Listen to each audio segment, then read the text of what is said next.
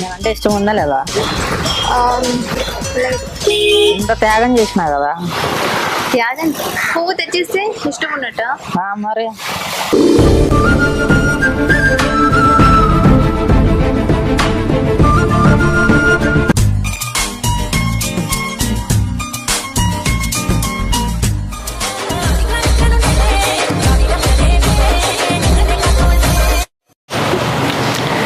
వెళ్తా ఇంకా. ఇంకా వెళ్తా. రేపు వచ్చి మా అమ్మ నాన్నలతో మాట్లాడు, తర్వాత పెళ్లి చేసుకుందాం. ఏంటిది? రేపు వచ్చి మా అమ్మ నాన్నలతో మాట్లాడు, తర్వాత పెళ్లి చేసుకుందాం.